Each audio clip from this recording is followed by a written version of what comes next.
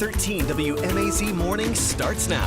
Hurricane Ian, now a Category 4, moving towards the Florida coast. We'll talk about the warnings that are in effect. Tampa to Orlando, all the way down to Fort Myers in a hurricane warning. Those details coming up. Plus, we're getting you ready for the possible impact of Hurricane Ian here. We give you some tips. Plus, how schools are making changes ahead of the storm. I'll tell you what this means for your children coming up. And how neighbors are remembering a woman killed in a house fire. Oh, good morning. You are looking live over Orlando this morning as Hurricane Ian continues to make its way toward Florida.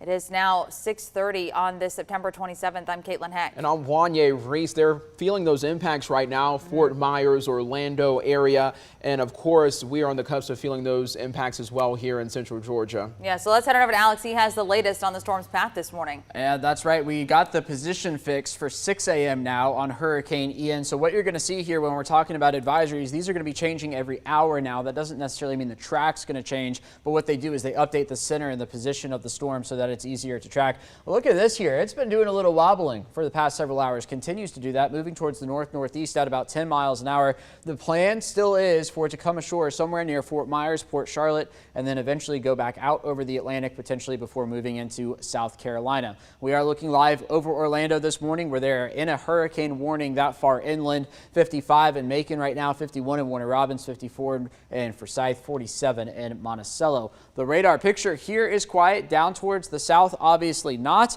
We don't have any active tornado warnings. We've seen a handful of those this morning, but the eye continues to move closer to the coast. Here's what we've got going on right now. Some steadier rain from West Palm up towards Fort Pierce, Orlando, obviously, as we just saw. But the eye wall, which is this part right in here, notice it is almost to Sanibel Island. So it's moving closer to the Florida coast as we speak. Today, look for a high temperature of about 76 here in central Georgia. Partly cloudy, more wind and clouds as the storm begins to get closer. A northeast wind 10 to 15, gusts to about 25 miles an hour. Now, as we go through the storm, just a reminder, you can follow me on Facebook, Twitter, and Instagram. I just posted a long update that you'll also hear on TV here in about 6 or 7 minutes. But look for A Forbes WX. You can get the latest there and share that. So we share it, spread the word here in central Georgia that we're still going to see impacts from this storm.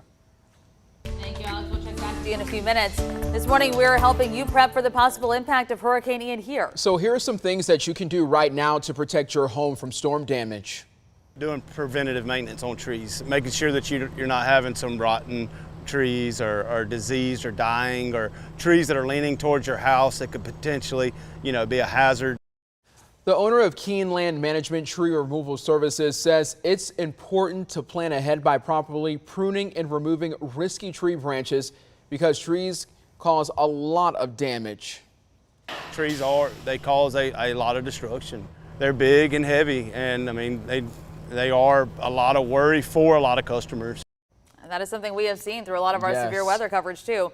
Now, prepping your property doesn't end with trees, of course. According to insurance company State Farm, also place garbage cans, patio furniture, grills, anything that might blow away inside your home or garage. That's definitely some good advice. You want to make sure that's secure. Also, board up windows and glass doors with shutters or plywood to minimize damage from broken glass in situations where you can expect high winds, which we are expecting here in our area. Exactly. Now, another tip you hear a lot during a potential storm: keep your phone charged at all times. And one phone company is making sure you'll be able to use your phone if you do. AT&T says they have disaster response equipment and personnel ready to respond. They're topping off fuel generators, testing backup batteries, protecting facilities against flooding, and installing more generators at critical cell towers, all to help customers stay connected to important information throughout the storm. 6:35. We've already seen it all this week. School districts starting to make changes because of Hurricane Ian. That's right. Our morning reporter TJ Anthony shows you some school changes you might need to know about. Good morning, TJ. Good morning. That's right, Caitlin and Wanye. Washington County Schools District says as the weekend gets closer and closer, they'll decide if they should continue virtual learning all the way through Monday. Now, Washington County School District announced yesterday classes will be virtual on Friday. In a Facebook post, the district said they've been tracking the storm and expect a lot of rainfall and heavy winds to impact their area. Now, they've canceled school-related activities Friday and through the weekend as well. Caitlin and Wanya, back to you all. Well, thank you so much, TJ and Caitlin. We've seen a lot of school districts saying that they are monitoring the weather right now. They're still waiting to make a decision, but they are closely monitoring what's going on before they make that final decision. Exactly, because as you expect those high winds and some of those rains, you got to think about buses and kids waiting out at the bus stop. There's a lot of factors that go into it, so I'm glad the school districts are just keeping an eye out. Definitely, and we will certainly keep you updated on that. We've also reported a lot of football game changes this week. Dublin's homecoming game with Charlton County is now off after the Charlton County school system canceled all extracurricular activities. Dublin School says homecoming festivities will still take place at the Shamrock Bowl tomorrow afternoon at 3:30. Now, we have a full list of high school football game changes on 13WMAZ.com. We will continue to update that list as we learn more. We are literally getting updates every hour, Caitlin, on social media about games being pushed back. And right now, Governor Brian Kemp has declared a state of emergency. The order goes into effect tomorrow at 7 in the morning. So here are some key points of that order. The governor's order bans price gouging while the emergency is in effect for gasoline, diesel, and other essential goods and services. He's calling up 500 National Guard troops to help with the response and ordering all state agencies to coordinate storm recovery through the Georgia Emergency Management Agency and Homeland Security. And the governor says the state will help utility companies move around Georgia to fight power outages. That order expires October 28th. And right now, all SunPass users traveling from Florida to Georgia are able to access Peach Pass Express lanes. This comes as Floridians continue to leave the state ahead of Hurricane Ian. The Interstate 75 South Metro Express lanes will stay in the northbound direction until the storm passes.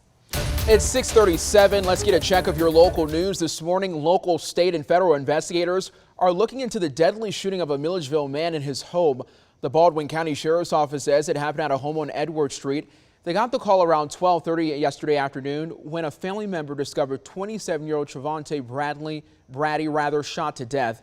Deputies say the home and a vehicle parked nearby were riddled with gunfire. Brady died from several gunshot wounds. The Sheriff's Office says other agencies, including the GBI and Milledgeville Police Department, are helping out with the investigation.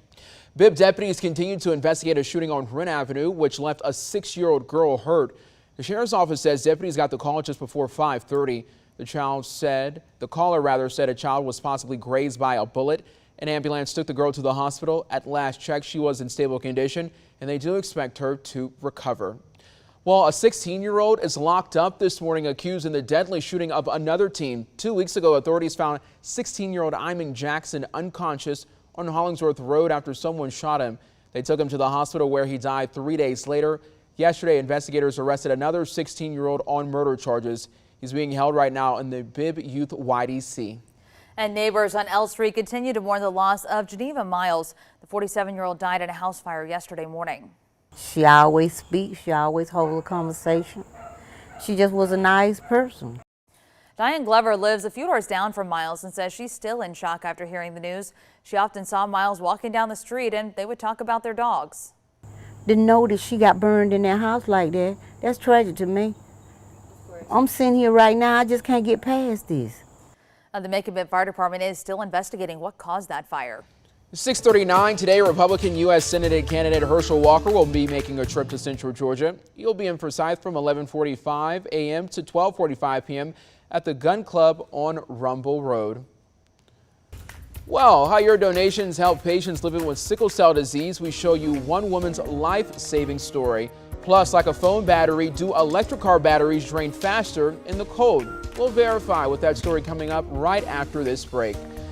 We're coming up on 6:40 a.m. now on this Wednesday morning. Hurricane Ian just making the headlines, but I'm ready to call up a U-Haul truck and send it on its way. That's right. We are ready to get it out of here. And as we keep seeing this thing shift, it is still important to know that we could get impacts from this still. Yes, and I just want to point out, so it's 6:39 right now. We just got an update in from the hurricane hunters a few seconds ago. Winds, this is now stronger than it was forecasted to be at 155 now. So this is going to change the cone as we head into the next few hours. They're working on that now, but the hurricane hunters did just find winds of 155. That is only 2 or 3 degree miles per hour short of Category 5 status. So that is just in from the hurricane hunters. And the reality is, you know, it's down here. It's still got some water to go through before it makes it on shore. So we're now talking about the possibility of this thing reaching Category 5 status before it makes landfall here in Florida, obviously undergoing rapid intensification. Hurricane warnings in effect from Tampa, Port Charlotte down to Naples now, Orlando. This extends well inland. Given the increase in intensity of the storm, we might see these expand here in the next hour or so. Tropical storm warnings elsewhere includes up the Georgia coast, Fernandina Beach there on Amelia Island on the Florida side, moving towards the north, towards Savannah included in that, also up towards Charleston. Storm surge warnings also in effect there along the Georgia coast. We're talking about 3 to 6 feet potentially in places like Jekyll, St. Simons, a little less as you move towards the north up towards Savannah. But here is the latest cone. Again, this is going to update likely with the 8 a.m. advisory if I had to think. Again, it's the likelihood of it being a Cat 5 at landfall now is actually up there, considering we are now only, I believe 157 is the intensity for Cat 5, so only 2 miles an hour short of that. But moving off the Florida coast, the center of the track does that. The center could be anywhere right along that white line tomorrow morning at about 2 a.m. and then coming up potentially into South Carolina. This would put us on track the storm to the east of us here in central Georgia, still feeling the impacts from it. You can see the spaghetti models in fairly good agreement with that now as well. Now let's talk about timing here in central Georgia. Let's look at a couple different model runs. This is the GFS here. This is the edge of the rain moving into our far southeastern counties. That was overnight Thursday into Friday, early Friday morning. Here we are Friday afternoon. Rain in our eastern counties, not so much so in the western counties. They could get in on it Saturday early morning. Now, is there a possibility that some spots of our area don't get any rain from the storm? Yes, but we're still going to see the wind impact from the storm across the entire area, and that's as it continues to move towards the north out of here Saturday evening. Let's look at the European model. The edge of the storm moving in again overnight Thursday into Friday. Our far southeastern counties, Telfair, Wheeler, Lawrence, Trutland, Johnson County, and then the entire area getting in on the action by Friday evening. Heavier stuff here to the east as the center tracks up the Savannah River, and then widespread rain there across northern Georgia moving out of here by late Saturday. So wind beginning tomorrow, wind gusts upwards of 30 to 40 miles an hour potentially across central Georgia. This is while it's not raining. So while the center of the storm is still down there in Florida, but then as the center moves closer, we get another surge of wind. Anywhere where you see this purple color here, that's that 40 to 50 mile an hour wind gust range. So something that we're going to have to keep a close eye on. That's the GFS. Here's how it runs on the Euro. Again, a band of it tomorrow afternoon. And then once we get into Friday, definitely, it looks like the eastern parts of our area are going to see the heaviest impacts. And this is concerning for power outages. You know, we get this wind for this long, and it's not every day you see a 43 mile an hour wind gust, you know, several times a day. And when you see it once or twice in a storm, and you're not going to knock any trees over, but with this you are, and that's why I'm concerned for power outages here in central Georgia.